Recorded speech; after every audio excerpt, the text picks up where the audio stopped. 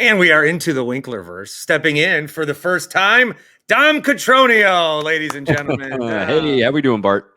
Good. Pre and post with the Brewers Radio Network. Also, the Stat Man.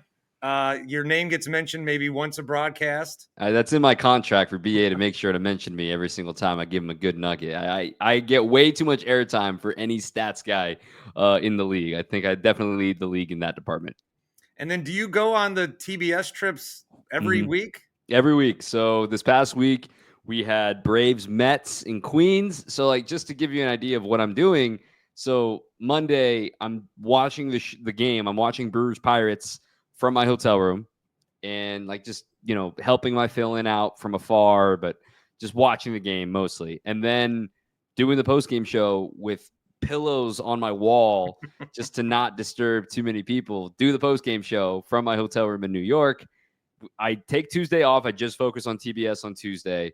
And then I take the first flight back from wherever I am back to Milwaukee in order to do that game. Now, it worked out great on Wednesday with Brewers, with Skenes and Miz. But then I do that game. Then I, go through it all. So, yeah, I mean, it's a lot of baseball in the span of a week. I can get, 7-8 games in a week on some weeks. So during the game, like for the average simpleton watching TV, how much of what is said is because you found that out? Well, I think the big thing that I always explain to people, it's not like these guys are just like, I'm not the teleprompter. Yeah. So these guys are doing prep. We all talk about what to look out for and numbers that we know. We get so much information. It's kind of on what I view it as myself, the producer, the graphics team, is reminding the guys what we have in the can and can kind of remind them like, hey, we have that built. We have that as a graphic. We can talk about this. We have a StatCast built for this or whatever. And then, there are times that, I would rather not my name said on the air. Like they're doing it to be nice, but it takes away from them weaving in how they want to frame it. I think Jeff and BA do such a brilliant job of involving their color analyst, whether it's Rock, Vinny, or Tim, where it's not just the play-by-play guy gives the numbers and we react from the color guy. Like they're able to give the number and Rock understands or Vinny understands it and says that number and then turns that into the point. It's not so number player rigid. It's a flow and a conversation. And I'm just trying to be part of that 3-man weave of, can we tell stories? Can we tell stories with numbers? And can we just watch the game? So that's how it all kind of works in our dynamic. And it's, I mean, in any sport, if in any sport it's needed, it's baseball, which is Truly. number I mean, driven. It's such a pastime. There's every number under the sun you could look up, but yet, like, I can look up guys' families or collegiate teammates or recipes or regions of northern Wisconsin that the tavern or the game is. It's just like, you never know what my Google search is going to look like that day. Yeah, you could probably publish those at the end of every night. That would be funny. And we do like a Google Doc on the road, and it's just like, I delete a lot of stuff, and it's like type in, type out. It's just like my pile of index cards that are done for the day and like thrown away. There's some stuff like, wait, like, nice note. Like, I didn't know that. There's so much that makes the trash or maybe never even makes the air too. Lucky for you that Skenes and Mizorowski was not on Tuesday. Whew, that would be a hard one for if you're at the ballpark basically every day. Well, I tell you what, we missed 2021. BA and I were on the road for Burns' hater no-hitter. So we were really? We were really bummed for that one in Cleveland. And I'm super happy that Craig Kashan got to call it, like, colleague, friend of mine. But it's just like the selfishness in you is like, oh, I want to work a no-hitter. But it all happens for a reason. It's trade-offs. Well, then you can have the combined no-hitter. Is that a no-hitter debate? Yeah, it is a good point. So I don't know if you missed anything. I always forget that it happened. I still say, like, that Brewers still have one no-hitter. And then, well, it's funny. With Miz last Saturday, everybody knew there was no chance Miz was going to finish that game in Minnesota, whether it be pitch count, whether it be another big, long inning against him, whatever. But, like, he was going to get pulled after the 7th inning, regardless. And there has never been a combined perfect game in Major League Baseball history. And then we get that real debate where it's like, is it really a perfect game? Well, he had 11 no-hit innings, right, to start his career. Yep. So that's a stat you're going to be digging for a long time.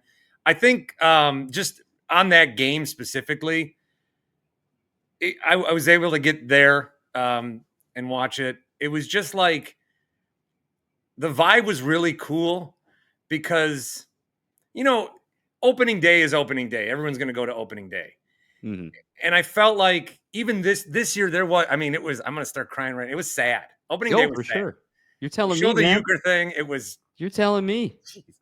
It's like, so to backtrack on all of that, obviously, you know, this is my 4th season with WTMJ, and yeah, I got to know Bob, and I was just like totally, my first time I met him in 2021, I was starstruck, and it just blows my mind that I got to know that man and got to pick his brain a little bit. But then, like, you know, all spring trainings, I was there for all spring training, and Jeff and I talked about it a lot of like, how are you going to do this? You know, I know you're going to figure it out. And then it's like that spring training dress rehearsal, the first broadcast without you, but like really the gut punch was in spring training for me was like that first broadcast. And you saw the photo of Bob and the beautiful floral arrangement and Uke's chair.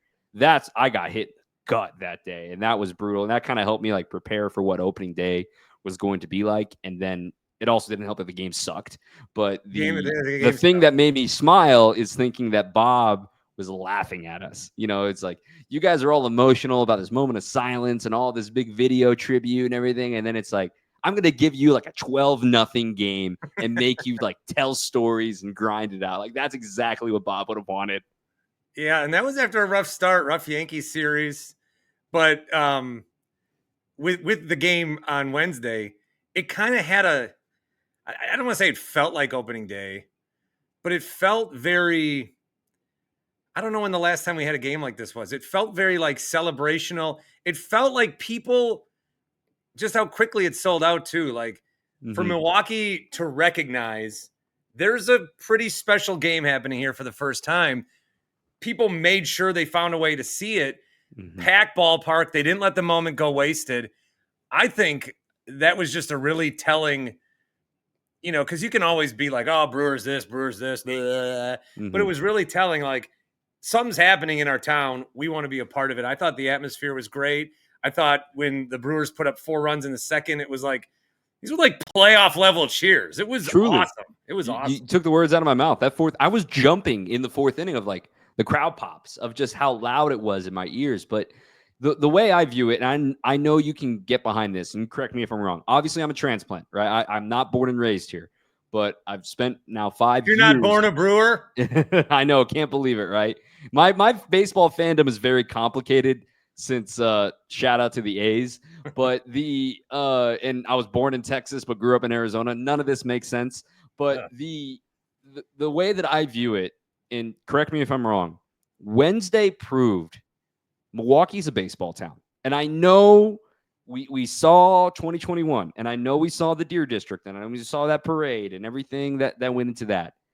But that proved to me this town on 2 days' notice, essentially, because the probables came out on Sunday. On 2 days' notice, this city realized, oh my gosh, we can go watch baseball history if this is built like it's supposed to be built. This is a heavyweight Ali Frazier. This is a once-in-a-lifetime Tiger versus Phil. This is something, the beginning.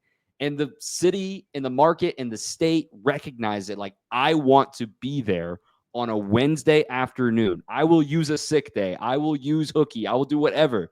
That's what gets me fired up about that game and that crowd. Biggest crowd of the year. Bigger than opening day. Like, that should tell you everything you need to know.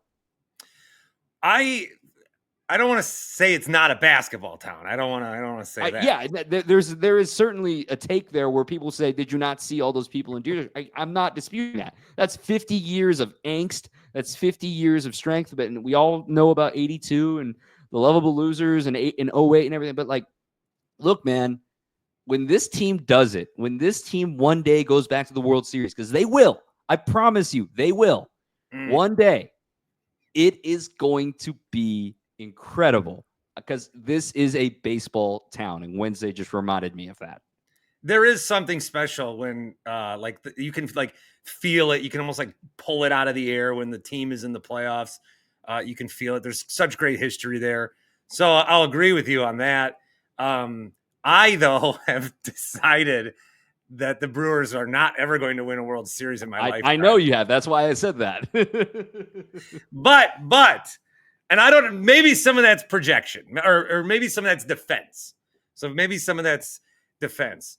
But what I love the Diamondbacks got to a World Series. The Rangers have won a World Series. I know. But the Royals have run a World Series. I know. They all seem to use our model to get there, and we can't get there. What I think is so great about the Brewers in Milwaukee is like a year like this. I didn't at some point every year, 75 wins projection, and then fans are like, well, I know they'll do better than that. I'll say 82, but then they win like 89. And it constantly happens. And then you find reasons for it not to happen this time around. They look pretty good. I think they're going to be 3 games back of the Cubs with this afternoon game that the Cubs are playing against the Cardinals. And you're going to set up for a nice, fun race here going forward. I just, the whole morale, back to the baseball town thing, the whole morale, when you can and now that I have a kid, when I can go somewhere and there's another dad with a Brewers hat, and we can just talk about the Brewers. It's easier to do that when they're good, and you go places and you're checking the game, and it's just the Brewers being good. It's like vital to the heartbeat of Milwaukee. So if they're not gonna whatever, but they're not, they could be a small market team that's just screw it. People will come, people won't. We're gonna make money, but they invest maybe more than not enough. Whatever. How much you got on Premier League? What do you got on the Premier League? What do you know about those towns all across the UK? I'm a West Ham fan. So you get it. Yeah. I mean, not a major, perennial top 4 of the table, perennial Champions League. There's great history, obviously, in West Ham, but it's just when you go and experience those middle of the table teams that are just, oh my God, we made top 10. What a year. I'm not saying the Brewers are grateful just to get in, because everybody wants to get in. It's another thing to go further. And I think I defend the fans saying, well, you do this to us every year where you exceed expectations but don't do anything with it. I think it's just, that's sports. That's just, it doesn't go perfectly. If you would have told me in 2021 that the Bucks weren't going to get out of the first round for the next 4 years, I'd be like, you're crazy. Yeah. But at the same time, it's sports. It's random. It's chance. And what I love, here we are at the halfway point, right? You're 3 back of the team that's supposed to be beating you, supposed to be running away with this division that has double your payroll. You're 3 back of them. You're doing something right. Every single year, this team has a chance to make the postseason. And again, somebody who has an A's and Rangers upbringing, who lived through lots of seasons where that was not the case. Yeah. And a lot of Brewers fans know that feeling in the 90s and 2000s where there was no chance when you woke up on opening day. That is worth something to be able to wake up here at the end of June. We're going to be buyers. That is so important to keep people interested. 45-36 heading into the series against the Rockies. So, they've been outscoring opponents. They've been one of the hotter teams the last 2 months. With Mizorowski here, it's been great, and the pitching staff. And I think that has really opened people's eyes too to oh, there's something going on. What do you attribute to the most, how this team is where they are at this point? And is that enough to make this thing with the Cubs and maybe even the Cardinals really competitive? I see the team finally leaning back into its strengths, meaning it's not a team that's going to, granted, they're scoring runs now. They're not supposed to win games this way. They're supposed to win games like they won on Wednesday against Paul Skenes, where they score 4 dinky runs and then they hang on the rest of the way. Their pitching's that good. And when the offense shows up just enough, perfect, go win. And that's been the model, obviously, the last few years. But in the first month and a half, you had growing pains. I mean, Caleb Durbin struggled when he first came up. He's got swagger. He's got confidence. He's 5'6", and he's bat flipping balls that get to the bleachers in left field. Like, that guy wasn't doing that in late April, and that was a really fun debut for him. Or Chad Patrick. Like, Chad Patrick's been traded twice, and one of the guys he was traded for is now on the Brewers coaching staff, Jace Peterson.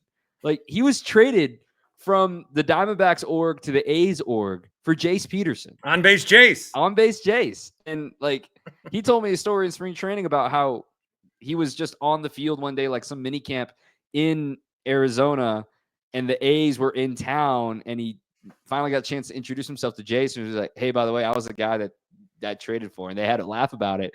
But it's just like, this team, it doesn't matter how many of people of the national media like know who these guys are, but they just know, well, they're the Brewers doing it again. They're doing their thing. They're running bases. They're stealing bags. They're playing great defense. And it's just like, let me say the quiet part out loud here for a second, Bart, because I know you can get into this. Go look at what William Contreras and Jackson Chourio have really done this year. Really. Like, they can be better. And the fact is, they're 9 games above 500 in the hunt for a wild card and a Central Division with virtually nothing from William and a sophomore-ish, I'm not going to call it a slump, a sophomore season from Chourio. It's just like, there's still room to get better, which makes me excited. It's not like they're playing absolutely peaking. They can't play better than this. There are still areas that you look at and you're like, whoa, that team could be scary, scary, scary good. And oh, by the way, 22 is starting to look like 22 again, and Yelly is starting to hit a lot more consistently and looking like the surgery decision was a success. Yeah, I think what I would say at the beginning of the year for are the Brewers going to be good? I'd say, well, you got guys that you can trust, Contreras, Chourio, and Yelich enough. And then, like you said, 2 of those guys down. Yelich, I mean, I'll take the returns on this from Yelich anytime. But then there's a lot of, and I think they've been built this way a long time. There's been, even if it was Braun and Yelich, you can depend on them. But then there's a lot of guys that have pretty big, swings. Mm-hmm. And if you can get more of those guys to step up, if you can get, Sal to play the way he is and Terang to play the way he is, if you can get those guys, then suddenly you've got something. And you just look at the lineup and they if they were all like in a nice little pattern at the same time, I mean, that's baseball. When would it's got to come into playoffs. That would be great. That would be great too.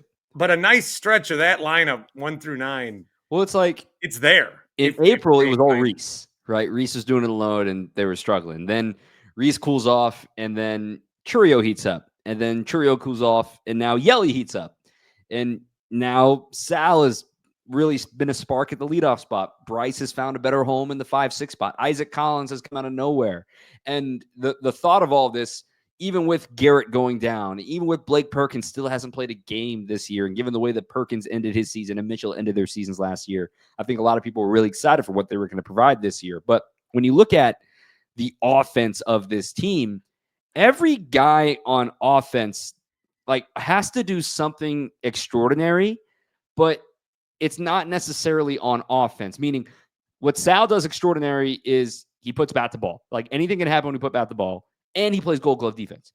Like, Chourio, just dynamic. Like, that's his extraordinary ability. But then you pull back on that lever for center field defense because he's not supposed to be playing center field. So the point, you can go down a lineup and say, every guy is doing what they're supposed to be doing, like the scouting report extraordinary. Like, what are you doing that's above major league average? And if we get anything else from you, this team is going to be successful. And down the list, they've been getting more contributions. Honestly, Caleb Durbin's a guy that's here for his bat, for his, his running, and for the ability to create havoc at the bottom of the order. And oh, by the way, he's suddenly a premier defender at third base and is ranking high in all the advanced metrics thanks to the work that he's done to develop that position for him. Joey Ortiz is still a very good defensive shortstop, and he's been hot lately. So when you get extra contributions from what you were already supposed to be doing, that's when you get these stretches like you're doing right now. So, like you said, they're going to be buyers. They're going to get guys back, eventually. And I always joke that, well, we looked at some moves, and then getting Brandon Woodruff back, and getting Garrett Mitchell, it's basically like trading for. I hate that, but everyone says it. Is there a target that they should be looking at? I know you talked about Durbin playing better at the hot corner, but there's a lot of proposed trades that look there. Everybody wants pitching, and the Brewers seem to have enough at least. You could always have more. If you're going to expect anything, what would you think that they would need to do? It's going to be tough. The team that holds all of the pieces right now is the Arizona Diamondbacks of what they decide to do. Like, they just lost a tough one yesterday to the White Sox that was started by Zach Gallen. And Gallen's in a walk year. Merrill Kelly's in a walk year. Eugenio Suarez is in a walk year. Josh Naylor is in a walk year. Mm-hmm. And they've lost Corbin. They've lost 2 key relievers. Now Corbin Carroll is on the IL now too. So it's like they have the pieces that when the Diamondbacks send up that flare, all right, that's when the market gets hot. And the reason I bring them up is because Eugenio Suarez would be a perfect fit on this team. It's a rental. It's expensive, but it's a rental. And I understand I just praised Caleb Durbin for how well he's playing at third base. But, man, you can imagine right-handed power of a lineup that has, just hypothetically, you get Sal, you get Churio, you get Yelich. So you go Churio, Yelich, Contreras, Hoskins, Suarez. Like, that's 5 straight guys that can leave the yard. And that's scary. Someone's going to get Eugenio Suarez this year.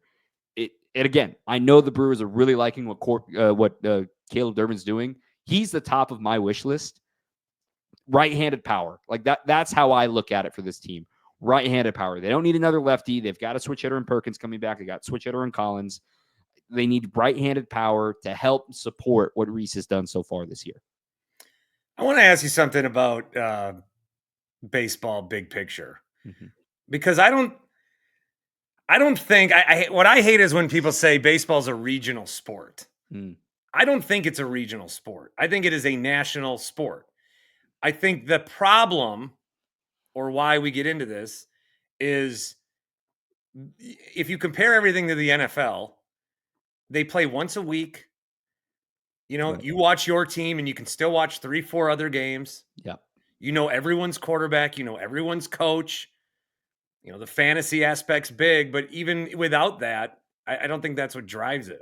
I'm not saying, I don't think when people are like, oh, football's so good because of fantasy and gambling. I don't think that's right. It helps, but I don't think it's right. Baseball, there are plenty of Brewers fans that watch this team 6-7 times a week that can name maybe 3 other managers, And so like with the TBS stuff, they should have a game every week. But then there's there's other games on of your team. I think baseball, we got to find a way to have more. There's Sunday night baseball, but we got to have a way to find more standalone games. Right. Or I saw that the game that they're going to play at the Motor Speedway between the Reds and Cardinals. Yeah. The Reds and Braves, I think. Reds and Braves. Reds and Braves, yeah. I got pre-mad at baseball because I'm like, this is going to be a game. There's going to be 5 other games on, but there's not. It's going to be the only game. It's going to be on big. It's going to be on big TV. I get mad that baseball pumps out a schedule and then not everyone plays on Memorial Day, Labor Day, or 4th of July. Yeah, look at our schedule. Because we're playing 18 in a row, we have to take an off day the day after Labor Day to make sure we play on Labor Day. Yeah. And one year the Cardinals were off the 4th of July, I think. Can never happen. Pleaded to make sure they could play. Can never happen. But to your point, like the regionality aspect, I think that way of thinking is starting. I'm glad you jumped in because I don't know if I was ever going to get to a question. It's all good. I've done this too. Like I literally told that to Aaron Savali the other day. Like, I don't know if I have a question here, but like, what? Like, what are you talking about? Anyway, your turn. The whole point of the regionality, like, think of it 30 years ago. And when it was a big deal when the Brewers game was on television, right? It was like, oh, there's 70 games on TV.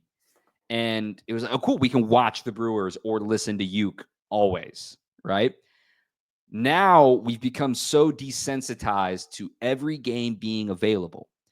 And furthermore, having to fork over more cash to watch every single game if we want it. I've made this rant multiple times this year. But if I want to watch every single Brewers game in 2025, I have to subscribe or pay for some entity of 6 different services, right? That can't happen. And that's how you make it even more regional, where you have this dismembered and the blackouts and all the chaos that is MLB.TV. The sooner we solve that problem, the better we get away from the regionality. But to back that up, when the Padres were here, I was stunned at how many Padres fans were here. And I mean this as a compliment. And I realized it's the kids.